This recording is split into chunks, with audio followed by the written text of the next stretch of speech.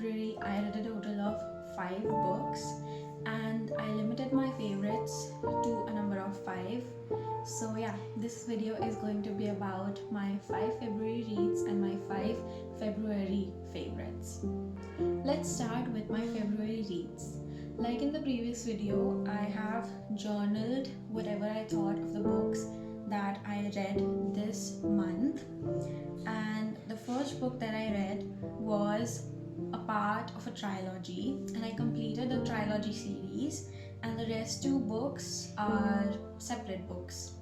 The first book that I read was Caraval by Stephanie Garber, and I would rate it a 3 out of 5 stars. So Caraval features 2 main characters, who is Scarlett Ragna and Julian Santos. In the initial beginning, the plot that is set is very nice. I liked reading about a different, world set all together, and I thought that the plot was quite unique because I have not read that kind of fiction or fantasy before. It gets kind of putting off later on when you see that the characters are, developing, but they are developing in a very short span of time, which is very unbelievable. So this book features a game of Caraval which lasts for a period of 5 days, and Julian and Scarlett have participated in this game, and it just does not make sense to me that they got so close to each other in a span of 5 days. It does have a romance aspect apart from the mystery and fantasy. So yeah, that was also kind of off-putting whenever I started to realize that, they only, have spent 5 days together and they have developed such feelings for each other. So it's kind of, there's no depth in the relationship. So yeah, that was kind of off-putting, and it kind of felt, a bit odd because I really could not get a conclusion. The second book that I read was Legendary by Stephanie Garber, and I would rate it a 4 out of 5 stars. The second book is Legendary, which features 3 main characters, which is Donatella Dragna, Dante, and Jax. Donatella Dragna is the sister of Scarlett Dragna, and she has been featured in the first book because in the first book throughout, Scarlett is trying to find her sister Donatella throughout the game. So in the book Legendary, the game has been completed and Donatella was also a part of the game in Caraval, and now a second game is going to start in which Donatella is going to participate, and Dante is the other side part, and he is the romantic interest for Donatella.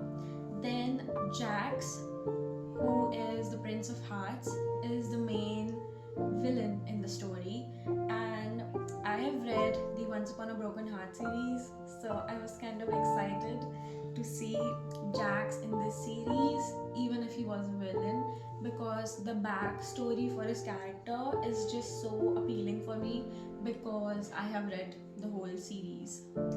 I was very excited when Jax was mentioned, and I really did not expect Jax to be mentioned. So I was very excited, and wherever Jax came, I kind of, really zoomed through that part because I wanted to know what he would do next, because he is a very clever character in general, and everything he did was quite unexpected. I would rate this book a 4 out of 5.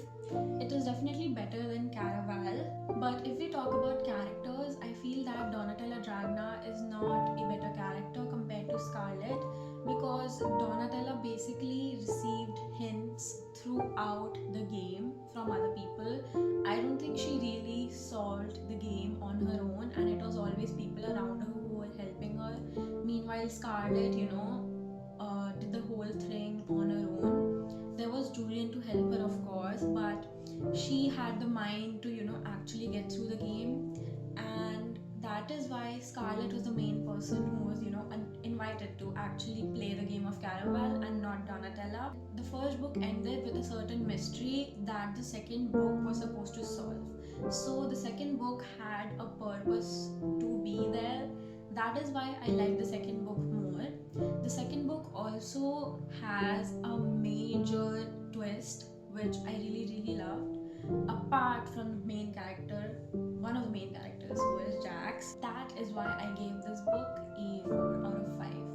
The third book that I read was Finale by Stephanie Carper, and I would unfortunately give it a 2 out of 5 stars. And I have to say, it was not what I expected at all. It just did not have a purpose for me, and although I wanted to, know what happens after the second book, there is mystery that is left at the end of the second book, which the third book is supposed to solve, and there is more of Donatella compared to Scarlett and Julian. That is why I was, kind of irritated also.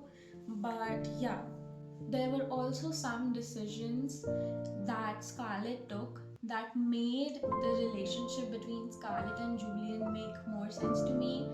But yeah, in the second book also this happened with Donatella and Dante, where they actually have just been together for the span of 2 games, one in the book that was the first book, and the second in the second book, which is the second Caraval. So yeah, I just feel that they haven't been together that long. There is no substance to the relationship, but then again it's like so deep. So the finale book just makes me like gives me validation that yeah, it like even the main characters are sort of questioning their relationships because they don't actually know the other person that well. That's kind of the realistic part that I kind of wanted to be in these books, and I saw it a little bit towards the end, but still it was quite unsatisfactory in general. I am yet to read the spectacular novella of this series, so yeah, I'll update you when I finish reading it. The fourth book that I read this month is She's Always Hungry by Eliza Clark, and I would give it a 5 out of 5 stars. This book is a collection of 11 short stories, and I loved reading this book because it features a sort of weirdness that I've not experienced before. And by experiencing, I mean reading about, and also I have not thought about these things, neither have I watched a movie or a series that talks about things like this, or just the idea of seeing such things or imagining such things. So it was kind of gory, grotesque, and also very funny and interesting. That is why I loved reading this book. It has a set of 11 short stories, as I said before, and I have my top 3 short stories that were a part of this book. The first one is The Shadow Over Little Chitaly. So, this short story features a restaurant which is Chitaly, and this chapter is just a set of reviews that are given by people, and it's just so fun to see all kinds of people who are giving reviews of the food that this restaurant delivers. The second short story that I really liked was Built a Body Like Mine, and in this story there is a narrator who is suffering with an eating disorder, and yeah, she talks about losing weight and gaining weight all of a sudden, and there is basically a parasite inside her body which she keeps getting again and again, and the people around her get envious of that parasite, even though it is kind of not good for a body to have a parasite. Not kind of, it is definitely not good for a body to have a parasite inside. So yeah, this short story can't really be taken in the aspect of fun to read, but more in the aspect of interesting to read, because I generally have not read anything like this, and it is kind of me exploring into this genre. So yeah, this is also a story that I really liked. The third short story that I really liked was Shake Well, and this story features a girl who is suffering with acne, and she has a problem where she likes to pop her acne to reduce it of all the gunk that is there inside. And there are people around her who are always telling her not to do it, but then whenever she's at school she is popping her acne just because she does not like it. And there is an aspect where when she pops the acne, she fills the spot with concealer and makeup, and that was just so disturbing to me because it's like so much germs and dust that is like being exposed to a very very sensitive part of your skin. And even in real life, when I see people do that, I get very very disturbed because I just feel that when you have acne, not applying makeup is the best solution to it, and just do your regular skincare, don't apply makeup or anything. So yeah, it was just disturbing to read about it, but then the way the story progressed was very very interesting, and that is why I loved reading the story. The last book that I read is Ladies of the Rachmaninoff Eyes, and it is written by Henry Van Dyke. This was also a very very amazing read, and I would give it a 4 out of 5 stars. I read this book as an ebook because it is very difficult to find the actual print of this book, and I just heard about it and I actually saw its cover on my Pinterest, so that's why I decided to finally give it a read. Let me read the review that I wrote of it from my journal. This book features the main character, who is Oliver, a young man who is finding difficulties with his identity as a black man and his sexuality. He lives with two widows, one of whom is his aunt and the other Mrs. Klein. Mrs. Klein's son committed suicide, and none of the women are handling the situation well.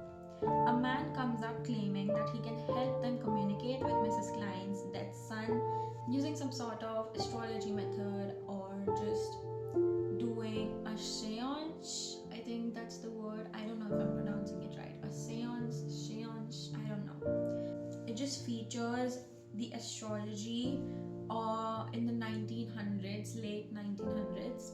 So yeah, it was quite interesting to read about that.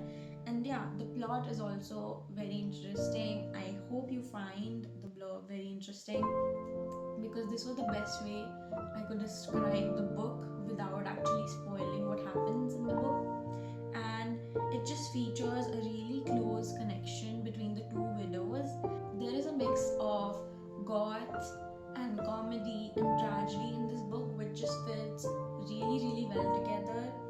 And it was a very fun and unexpected read.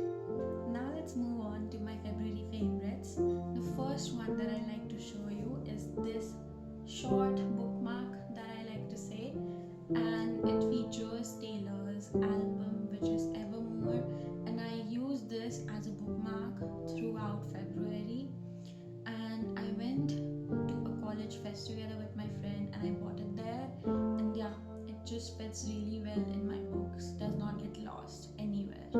So yeah, I really liked using it as a bookmark. The next February favorite that I like to show you is a skincare product which I was gifted on my birthday, and it was this Vaseline Gluta-Hya. And yeah, it just works really nicely, really hydrates my face, and it also smells really nice, which is why I'm always applying it to my face and my whole body in general. The next thing that was my February favorite was these highlighters that my brother got me on my birthday. I've just been using them a lot while journaling or while studying, and they just work really really well. The next two February favorites are not really material things, but just things that I consumed as a form of entertainment. So my fourth February favorite are the animes that I watched, and I was just really into watching Sakamoto Days and Honey Lemon Soda. And yeah, I really like shoujo animes, so Honey Lemon Soda fulfilled that aspect, and I really liked watching Sakamoto Days because it's a very unique concept for an anime. And the last thing that I want to talk about as my February favorite was the artists that I liked listening to, and they were Tate McRae and Sabrina Carpenter. So Sabrina came out with her deluxe album of Short and Sweet, so I was really listening to the deluxe part of her songs. And Tate McRae also came out with her new album, so yeah, I was really into it during February. Thank you so much for watching. I really hope you liked this video. Don't forget to like, share and subscribe to my channel.